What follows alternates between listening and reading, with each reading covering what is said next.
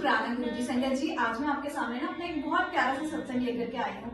तो संगत जी, हुआ ये कि आज दोपहर में शाम को ऑलमोस्ट 5 o'clock मैं अपने ऑफिस से निकली और मुझे किसी अपने घर के पास के मॉल में कुछ अर्जेंट काम था। तो जब मैं उस मॉल में गई तो वहां पे बहुत ज्यादा लोग क्यू में ऑलरेडी वेट कर रहे थे, तो मुझे वेटिंग पीरियड बहुत लंबा लग रहा था। फिर मैं वॉशरूम गई। जब मैं वॉशरूम गई वहां पे जब मैं हैंड वॉश कर रही थी संगत जी, तो मेरी जैकेट से ना मोबाइल पूरा का पूरा जस्ट बगल में एक बहुत बड़ी सी बकेट थी जिसमें क्लीनिंग प्रोसेस चल रही थी उसमें वॉशरूम की, और उसमें पूरा का पूरा साबुन का पानी और बहुत सारे गंदे मॉब और सब कुछ, मतलब वो पता चल रहा था कि बहुत ही गंदी वाली बाल्टी थी। तो समहाउ मेरी जैकेट से ना संगत जी वो मेरा आईफोन था और वो उसके अंदर पूरी बाल्टी, जो कि आप तो जानते हो कि जब मॉल में जब क्लीनिंग प्रोसेस होती है तो कितनी बड़ी बड़ी बाल्टियां यूज होती हैं। तो जो भी उनका था क्लीनिंग वाला, वो उसमें मेरी एज इट इज जैकेट में से स्लिप करके वो डायरेक्ट उसके अंदर चला गया। और उसके अंदर संगत जी बहुत ही गंदा वो पानी। तो जब वो नीचे गिरा ना, तो 2 पल के लिए तो मैं पूरी एकदम ही, मतलब मेरा दिमाग ही नहीं काम किया कि ये क्या ही हो गया। और वो इतनी गंदी, मतलब वो इतना ज्यादा गंदा वो था कि मुझे हिम्मत नहीं हो रही थी, क्योंकि मुझे लगा कि मेरा तो आईफोन गया संगत जी। और मैं बहुत ही ज्यादा टेंस हो गई कि अब मैं क्या करूं, अगल बगल आसपास कुछ भी नहीं दिख रहा था। बस यही दिमाग में आ रहा था कि हाय, अब तो मेरा पूरा ऑफिशियल डॉक्यूमेंट्स, और संगत जी आज की डेट में तो हमारे फोन में हमारी एक्चुअली सारी चीजें होती है ना।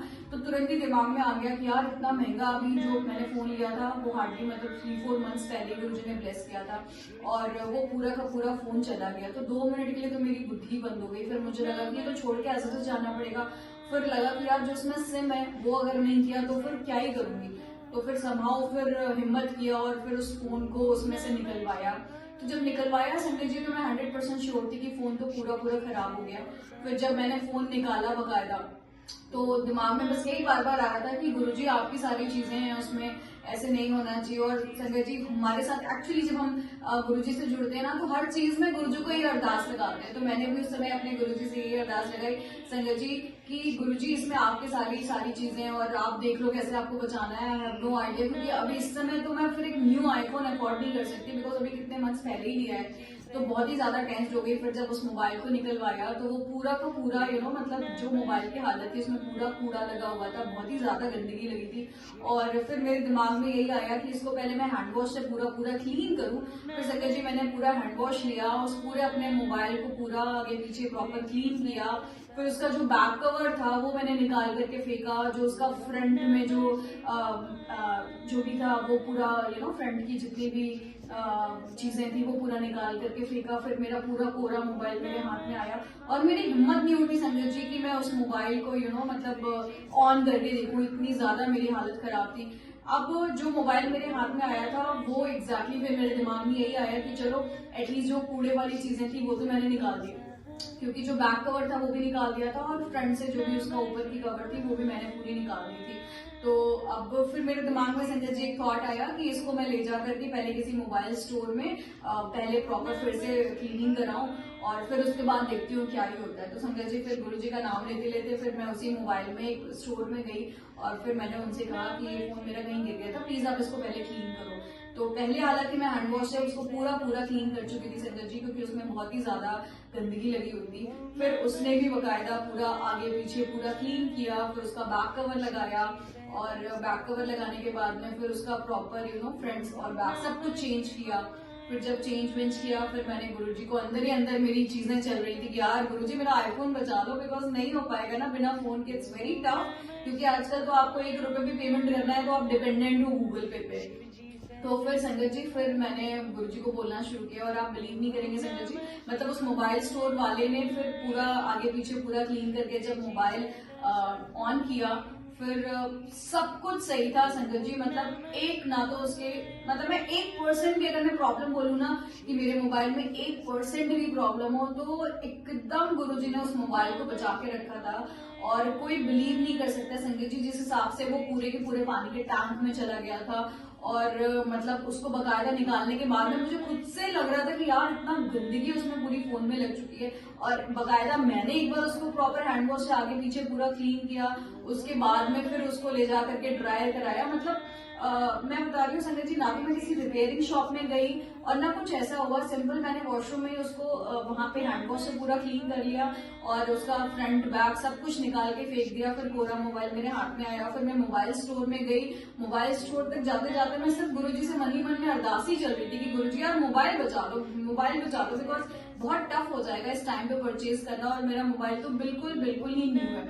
और संजय जी आप लोग बिलीव नहीं करोगे, जब मैं नई जुड़ी थी ना, तो मैंने ऐसा एक सत्संग सुना था जिसमें एक आंटी थी और उन आंटी के पॉकेट में था मोबाइल और उन्होंने ना गलती से मशीन में उनका वो चला गया था। और फिर उनका ये सत्संग मैंने बहुत, जब मैं जुड़ी थी शायद मैंने 1.5-2 साल पहले ही सुना था।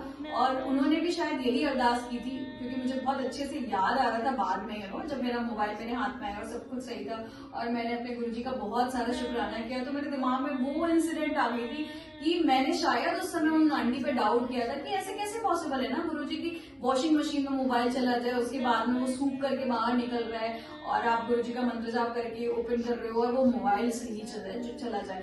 तो इनफैक्ट संजय जी उस सत्संग पे मैं कहीं ना कहीं तो मैं रिलाई नहीं कर पा रही थी और मुझे लग रहा था कि इन आंटी ने जो भी चीजें बोली practically that is not possible. लेकिन हमारे गुरुजी तो सब कुछ प्रैक्टिकल करके दिखाते हैं संजय जी। तो मेरे साथ ये बहुत मिराकुलस चीजें गुरुजी ने सत्संग ये कराया कि मैं मतलब कोई बिलीव ही नहीं कर सकता संजय जी कि जिस हिसाब से मेरा मोबाइल उस पानी की इतनी बड़ी जो टैंक थी उसमें पूरा का पूरा गिरा और उसके बाद में जब वो निकला, अब बिलीव नहीं करोगे संजय जी, मेरे ख्याल से 5 मिनट तक वो मोबाइल उसी में पड़ा रहा, क्योंकि आई वाज लाइक ब्लैंक, समझ नहीं आ रहा था कि इसको निकालूं कैसे। और होप तो पूरी खत्म हो चुकी थी, क्योंकि कोई भी फोन अगर फोन इस तरीके से पानी के टैंक में चला जाए तो वो कभी हो ही नहीं सकता कि वो इस तरीके से सही हो जाए। तो संजय जी मेरी लाइफ का ये बहुत ही मतलब इतना प्यारा सा सत्संग है कि गुरुजी हमारे साथ हमारी छोटी छोटी चीजों को समझते हैं हमारे मालिक कि मतलब कैसे पॉसिबल है। संजय जी आप खुद से सोचो कि कोई मोबाइल इस तरीके से 5 मिनट तक, वो भी इतने गंदे पानी में जिसमें इतना ज्यादा सर्फ है और न जाने कितना उनका मॉप वगैरह सब क्लीनिंग मटेरियल उसमें पड़ा हुआ है, और फिर भी जब वो मोबाइल निकलता है तो मेरे जैसा इंसान जिसको इतनी ज्यादा देख करके इतना अजीब सी फीलिंग आ रही है उसको हैंड वॉश से प्रॉपर क्लीन कर रहा है। और उसके बाद में फिर जब आप मोबाइल स्टोर में लेकर के जाओ फिर वहां पे ऐसे मतलब उस मोबाइल में एक भी कोई कमी नहीं संजय जी, ना तो उसका मतलब जब आप कोई उसका माइक वगैरह देखो यार, मतलब 1% भी कोई उस मोबाइल में प्रॉब्लम नहीं। इनफैक्ट जब मैंने उसका कवर ओवर चेंज कराया, जब मैं नेक्स्ट डे ऑफिस पहुंची तो एवरीबडी वाज लाइक प्रशंसा तुमने नया मोबाइल ले लिया। तो गुरुजी की महिमा बहुत अपरंपार है संगत जी, और मैं क्या ही बताऊं, मतलब जो भी सुन रहा है सबको लग रहा है नहीं दैट इज नॉट पॉसिबल। तो संगत जी ये है हमारे गुरुजी की महिमा जो हर चीज हमें प्रैक्टिकल करके दिखाते हैं, और मतलब इम्पॉसिबल को हमारे गुरुजी हर तरीके से पॉसिबल करते हैं। तो संजय जी ये बहुत ही प्यारा सा सत्संग था जो मुझे लगा कि मुझे आपको सुनाना चाहिए। जय गुरु जी, शुक्राना गुरु जी।